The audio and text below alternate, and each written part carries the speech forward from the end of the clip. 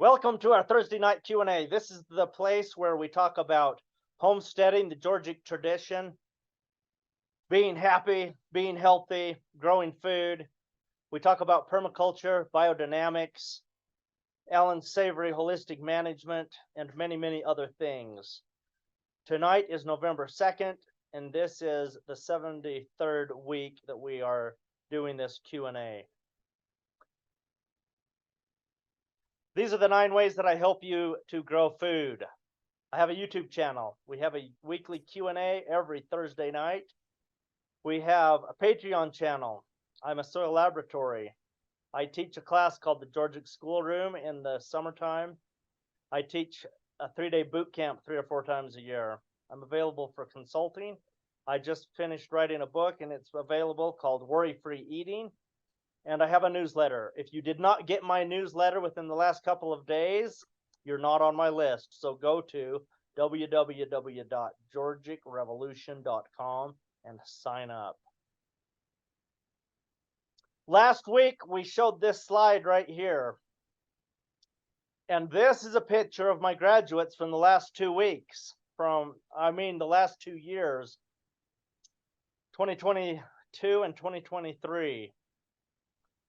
Our class focuses on soil health, regenerative agriculture, permaculture, biodynamics, holistic management, Georgics, ecological agriculture, in hopes that we will all become ecologically literate.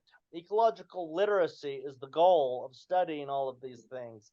And of course, we need to be profitable, because if you're not profitable in whatever you're doing, then you are going to be struggling. And you'll have to get a job at Wendy's flipping burgers. Okay. Boot camp is coming up January 11, 12, 13. If you have not yet been at boot camp, you should come. If you have been to boot camp, come again. I've had several people come 2 or 3 times before. This is a picture of my first boot camp. And so that was super fun. And we've done a whole bunch of them since then. The next one is January 11, 12, 13.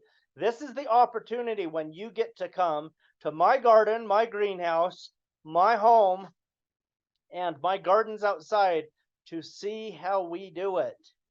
It's a wonderful thing to go see how different people do things. And you always want to go to people who have success. And I have a pretty successful garden here. So come see it and enjoy boot camp with us.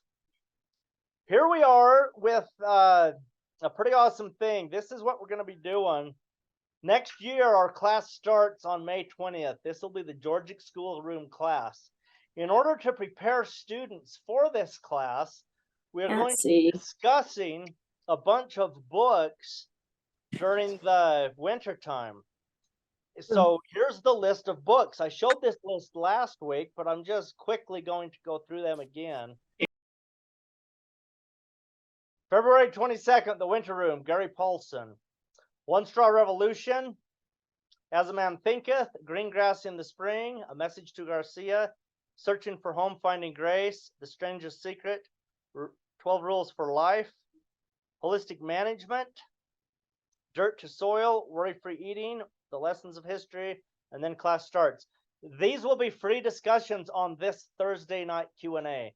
So we're going to have these discussions on those dates that are on this slide. So get these books. Most of these books are on Audible. Some of them are not. But if you're a book reader, get these books so you can read them. And it will give you great context to be able to understand the whole idea of the Georgic tradition. See, there's people who go into a lot of different fun things. A lot of people are looking at like permaculture. And permaculture, if you become really good at it, you will have the very best design for creating a fantastic farm. Let's say you focus on biodynamics. You're going to have the very best soil because the biodynamic people have the very top soil tests out there. If you focus on holistic management, you're going to be able to take desert areas and turn them into lush oases with beautiful forests, grasslands. So each of these things have their thing that create a really awesome thing for the world and the community. I combine all of these in what we teach, and so that's why we're taking a good look at these books, is to give context to why we combine all of these things within the Georgia schoolroom. So everybody can participate with this on our free Thursday nights, and those people who want to come to the class, the summer class, they will be participating as well. This will be recorded. It will be going on YouTube. Nobody's required to be here. If you can't be on Thursday night's class, but you want to come to the summer class, that's fine. You don't have to be live on the Thursday night class to do this. But it's going to be fun. We're going to be in our winter room. If you don't know what that means, make sure you're here February 22nd, and we'll be discussing the book by Gary Paulson called The Winter Room, and I'll give you my insights about this whole idea. Some people would call this the farmer cycle, but we will discuss all of that on February 22nd. So hopefully you can cozy up this winter next to your fireplace and read and study and learn some fantastic things from some of these fun books that we have available. Okay, so just a little bit of instruction for tonight before we get into the Q&A.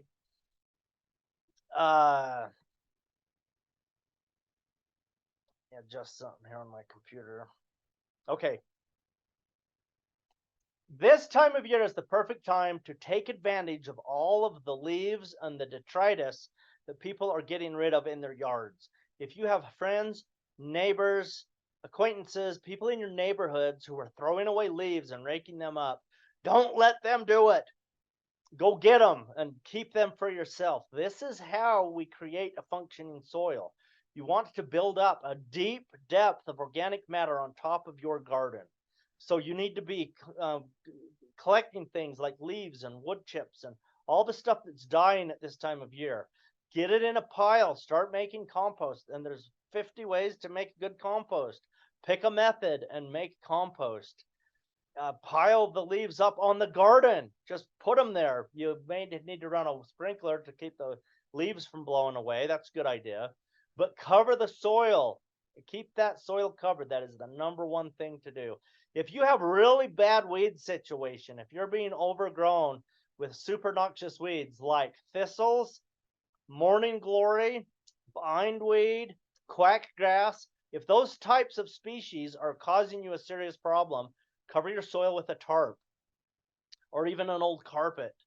Those types of things which will smother out the light from the plants. It will kill them out so that you have a clean place to start planting next year. So that's what you want to do.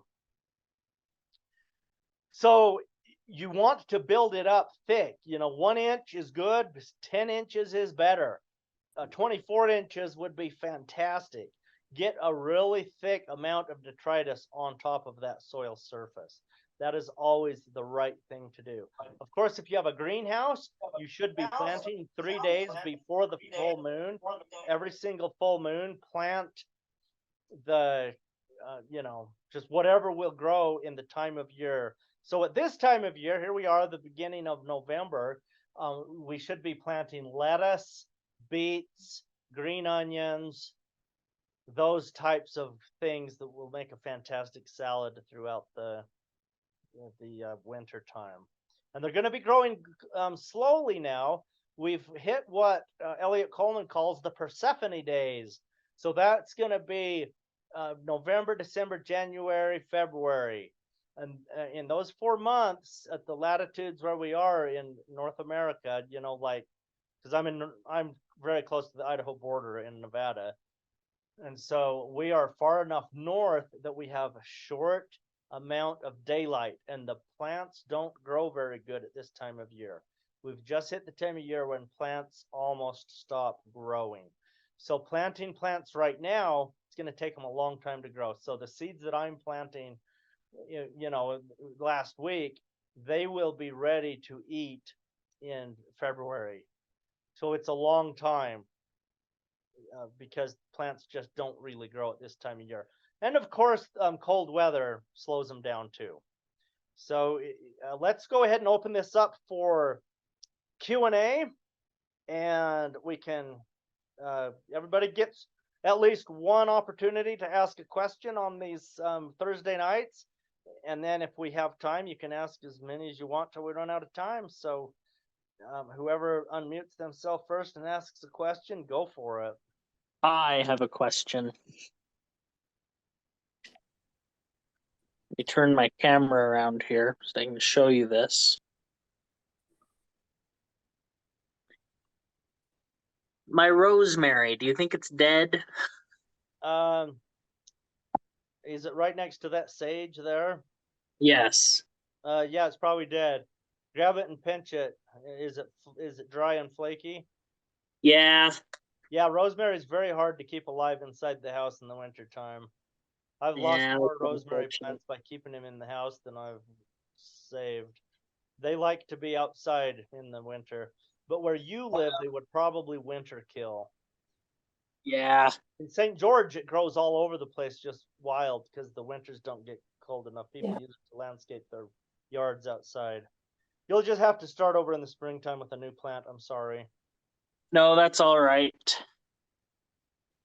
Thank you. That's all I had. Okay, fantastic. Okay, go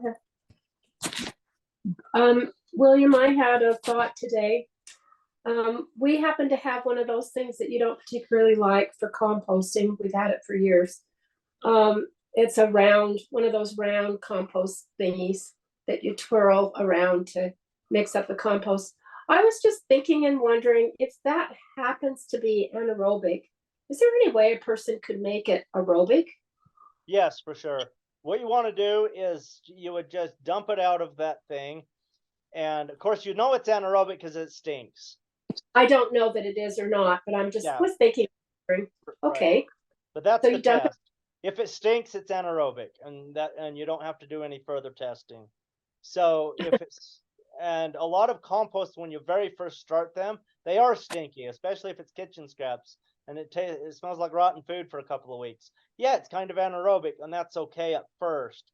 But after 3 or 4 weeks, it all should go aerobic as you continue to turn it. So yeah, but if it goes anaerobic in one of those compost tumblers, you need to just add lots of oxygen and turn it more often. So that's the key. So you can't add anything to it to make it aerobic then? No.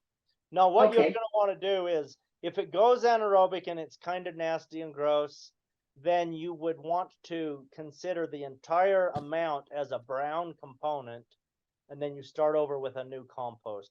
But I've never really seen a compost tumbler make a good aerobic compost. It's good for reducing putrefied waste, and I hate to say that because it could offend people, and I really don't want to do that. But the fact is, it's not a good tool to create a good biocomplete compost. Biocomplete, that's Elaine Ingham's trademark name of compost. Thank you. Another question you said, I'll wait till somebody else asks the question. All right. Who's next? Somebody go ahead and unmute and ask your question.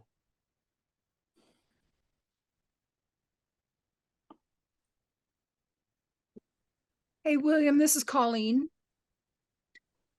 Here's my question. I have all these little beads of fertilizer that I bought a year ago, bags of them. Do I throw them away or do I throw them out in the, I mean, they probably have a lot of nitrogen and stuff in them. Can I mix them into the leaves and water them into the leaves as if they were a green material? Yes. So I normally don't tell people to use compost. I mean, fertilizer, and you know that because we've been talking. I do. So, I mean, you've already got it. The thing is, fertilizer is not a bad thing, okay? It's just that as long as you're using it, your plants are going to depend on it, and they will stop putting out the proper exudates to grow the microbes to give you a functioning soil. So as long as you're using any kind of a commercial fertilizer, it just slows down your process to come to a functioning soil. Now you've got to realize that in the first 3 to 5 years of switching over from just a normal agricultural soil we see today to an extremely functioning, beautiful soil that we're trying to create, we have to use some fertilizer during that process to get to that point. Because if you just say, oh, I'm never using fertilizer again, then you won't be growing plants because your plants will just sit there stunted. And we need to be growing plants. So the fertilizer is a good tool to do that. So every year you would use a little bit less fertilizer until your plants get to the point where they don't need it. So it's kind of like a person who is on, say, some really heavy drugs that for some strange reason that the doctor put them on something. Well, if you just stop taking them, you go through withdrawals and you have problems. So the doctor would help you to come off of them slowly. And that's what we're doing with our plants. We need to wean our plants off of the fertilizer slowly.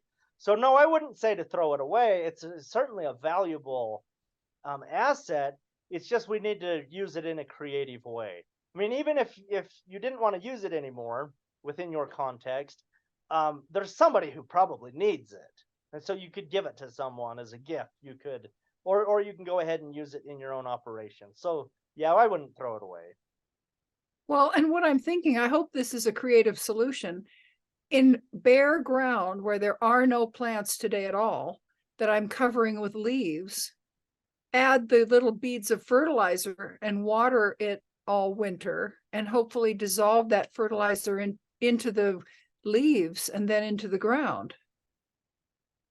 Yeah, for sure. And whatever you plant in there, it will it will help it be growing in the springtime.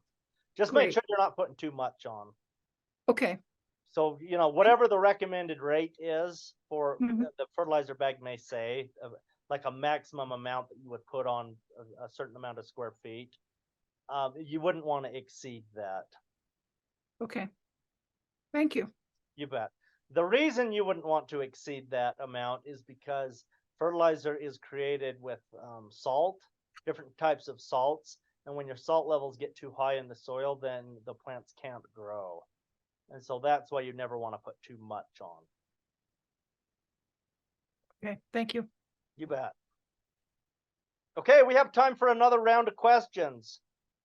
Melanie, if you've got a question, go ahead. I do. I think John does too. But so I'll let him ask his first. Okay, so when we came home, which was just Yesterday. we haven't been down to the garden, but we see there's a couple of watermelons and a few other things that have kept their shape, maybe have not frozen because of the, I don't know, not asking you to predict that. I guess I could go find that out myself. But at this Okay. point, We both have pneumonia. So we're not going down right away. so at this point, is it just leave it die in the frost and cold? Is that what you would suggest? Yeah, it's not going to hurt anything to leave anything in that garden and just let the winter take care of it and begin to decompose it. That's not a problem at all. So then we should, this is my question then, so we have lots of neighbors who get rid of their leaves. And so we're gonna put a little ad in our HOA and ask if anybody has leaves to please bring them to our home.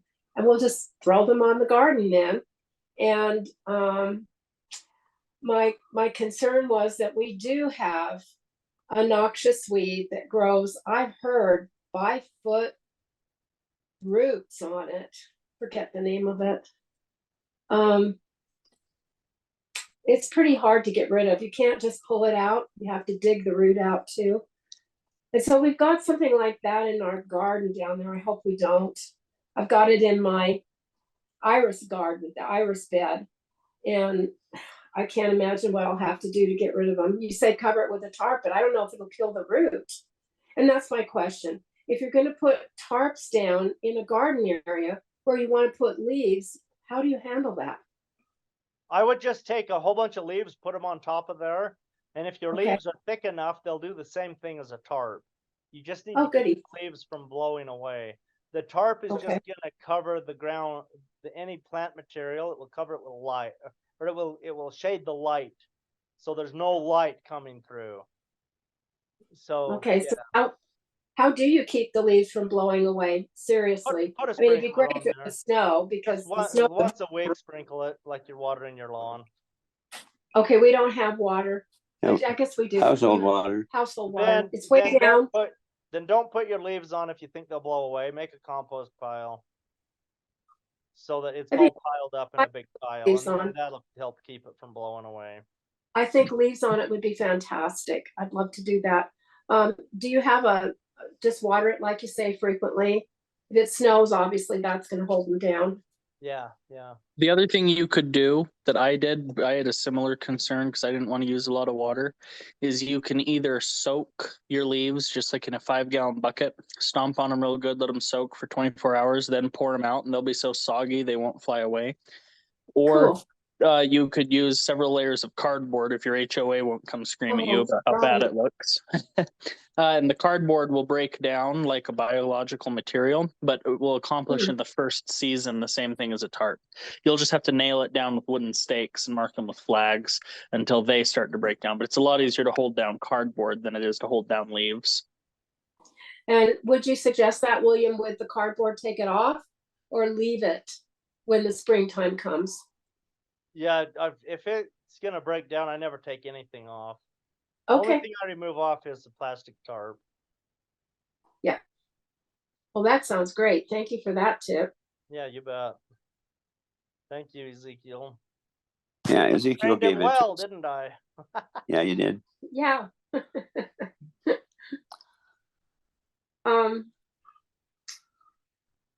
So squash, I understand, needs a frost before it really is great, like winter squash. And if we've had a couple of frosts, do you think it would still be okay? Yeah, if it gets too frosty, it'll damage them. You don't want really hard frosts. So I don't know what we've had here. What's a hard frost? What do you consider a hard frost? How many degrees below zero? I don't know. I'm sorry, I don't know. Okay. Boy, that's a switch. I've never heard you say that before. Oh, I say I don't know all the time. That's the one rule in my class. If you don't know, you better say you don't know. Thank you. I can Yeah. expound a little bit on the frost. You've seen a pumpkin sitting on the porch at Halloween or whatever, and then it gets cold enough that that pumpkin begins to wilt and to decompose. That's what I mean by a hard frost. So I'm talking probably below like 28 Fahrenheit. Yeah, I think the USDA defines it that way. 27 degrees. If it hits 27 degrees, it's considered a hard frost. If it hits 32, it's considered just a frost. Okay. All right. And I think they got down to 26 one night here. I don't know. The other question I have is we got some beautiful, huge watermelon this year that we didn't get to eat. I'm so disappointed. We had to leave and left our garden. Sadly, everything that we grew is out there. Now, with these huge watermelon, like John was talking about, we should just leave them or should we try to compost them? That's going to be one big baby. They might still be good. I mean, how Really? cold has it been where you are? Get out there. And I pick think it them, got eat down them. to They might be 26 one okay. night. Okay, so just try it and see. Yeah, just All don't right. leave one open. Yeah, hard frost Just- like that, sometimes it'll just reduce the shelf life. But like if you ate it today or tomorrow or within a couple of days, it'll still be good to eat. Okay. I guess we'll have to see. I know it's been cold here at night, but we just don't know. We haven't been here. So, Perfect. and then I guess my question was, if you have these big, fat, huge 30-pound babies of watermelon sitting in your yard, they're not going to decompose very much over the winter, are they? Do we really just leave them right in their spot where they're growing? I Well, had to step on mine. Sounds like you don't want to, so you should move them. I feel like there's probably some kind of an aesthetic thing that you don't like about that. I don't mind. I just want to see it decompose. Well, then chop it up. Okay. Do you have a teenage boy with a sword that he wants to practice with? Have him Don't go know. out there and Do we? chop them up. We might have a neighbor boy that would do that. Yeah. Yeah. I don't know if it's parents They're would let gonna him, but love that. yeah. Now Okay. I have So kind of a question, Paul, on the exact same line, because I had a very similar thing.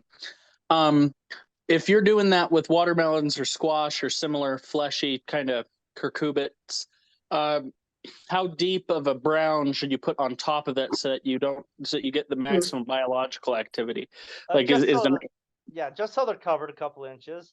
So if you have a 40-pound watermelon that's standing 12, 14 inches high, you want to have 17 inches of leaves around them. But I wouldn't do that. That doesn't make sense. I'm just being dramatic. You'd actually want to jump up and down on the watermelon, smash them flat. but then you do want to cover it with straw or leaves, right? Yeah, cover it up. That's a good idea. For sure. All right, Colleen, do you have any more questions tonight? I'm unmuting myself. I don't. Thanks so much for the leaf and fertilizer info. All right, fantastic. Okay. Well, we can this will be on YouTube. If you want to go back and look at anything that we discussed tonight. Thank you for being here. We will be back next week, same time, same link. Have a fantastic garden and good night.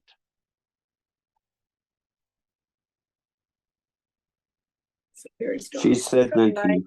Good Good night. night.